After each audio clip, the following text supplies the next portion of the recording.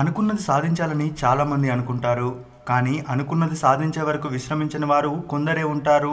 అవమానాలు, ఇబ్బందులు, సమస్యలు ఎన్ని ఎదురైనా ధీటుగా ఎదుర్కొని ముందుకు ప్రయాణం సాగించేవారు అతి కొద్ది మందే ఉంటారు. అందుకే ఆ పోరాట ప్రతిఫలానికి దేశంలోనే అత్యుత్తమ అవార్డైన పద్మశ్రీ వరించిందాయన్ని. ఆ వ్యక్తి వస్తుంటే సాక్షాత్తు ప్రధానమంత్రి లేచి నమస్కారం చేశారు. అదేంటో గాని పద్మ అవార్డు ఆయనకి ఇస్తున్న సమయంలో ఆ అవార్డుకే వన్న వచ్చిందా అనేంత కలగా ఉంది ఆ దృశ్యం. ఇంతకీ ఎవరా వ్యక్తి? సినిమా హీరో కాదు, పొలిటీషియన్ కాదు, డబ్బున్న వ్యక్తి అసలే కాదు. చూస్తుంటే ఓ సామాన్యుడిలాగే ఉన్నాడు. మరి అలాంటి వ్యక్తికి పద్మశ్రీ ఇచ్చేంత గొప్ప పని ఏం చేశాడబ్బా అని అందరూ అనుకుంటున్నారు. నిజమే, మరేం చేశాడు? అదేంటో తెలియాలంటే అసలు స్టోరీలోకి వెళ్లాల్సిందే. ఇక ఆలస్యం ఎందుకు? ఆ పోరాట యోధుడు సక్సెస్ స్టోరీ ఈ రోజు వీడియోలో తెలుసుకుందాం. ఏంటి, కొండను తవ్వి నీళ్లు తెస్తా అంటున్నావు? నిజంగా నీకు పిచ్చి పట్టింది అని నవ్వుకున్నారు అతన్ని చూసిన వాళ్ళు. ఈ కూలీవాడికి పెద్ద భూస్వామి కావాలని ఎంత కోరికుందో చూడండిరా అని హేళన చేశారు మరికొందరు. కానీ అతను అవేవీ పట్టించుకోలేదు. ఒంటి చేత్తో పర్వతాన్ని చీల్చి 7 సొరంగాలు తవ్వాడు. అతని పట్టుదలకి కొండ కూడా తల వంచి నీళ్లు ఇవ్వక తప్పలేదు. ఆయన పేరే మహాలింగ నాయక్. అతనికి చిన్నప్పటి నుంచి రైతు కావాలని కల. చిన్నప్పటి నుండే రైతుగా మారడానికి చాలా కష్టపడ్డాడు. కష్టపడి పని చేశాడు. ఎంత కష్టపడినా ఉండేందుకు చిన్న గుడిసెను కూడా ఏర్పాటు చేసుకోలేకపోయాడు. రైతుగా మారాలంటే పొలం కావాలి. పొలం లేకుండా వ్యవసాయం చేయడం చాలా కష్టం. ఇక చిన్నప్పటి నుంచి నాయక్ది రైతు కూలి జీవితమే. 10 ఏళ్ల వయసులోనే ఎత్తైన కొబ్బరి చెట్లు ఎక్కడం, వ్యవసాయ పనులు చూసుకోవడం నేర్చుకున్నాడు. ఎండవానతో సంబంధం లేకుండా శ్రమించి తన యజమానికి నమ్మిన బంటు అయ్యాడు.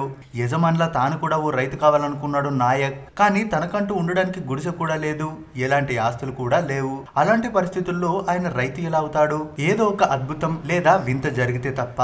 అలాంటి అనుకోని అద్భుతమే 1978లో జరిగింది. 25 ఏళ్లుగా తన దగ్గర కూలీగా పనిచేస్తున్నాడన్న దయతో ఆ రైతు మహాలింగం నాయక్ 2 ఎకరాల పొలం ఇచ్చి వెళ్ళిపోయాడు. ఇంకేముంది, నాయక్ కల నెరవేరింది.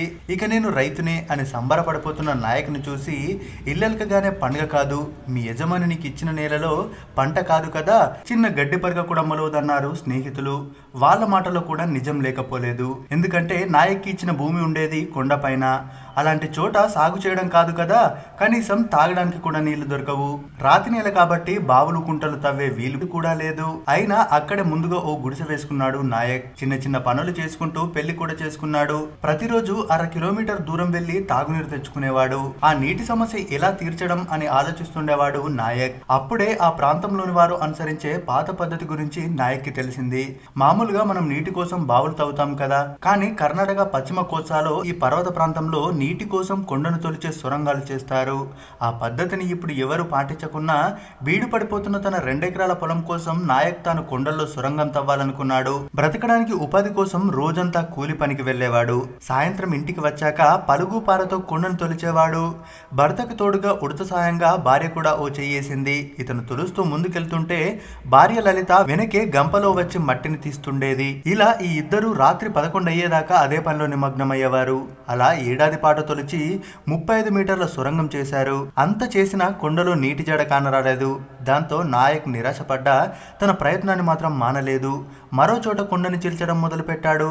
అక్కడ ఏడాది కష్టం వృధా అయిపోయింది. అలా మరో 2 సొరంగాలు తవ్వినా సరే చుక్క నీరు కనిపించలేదు.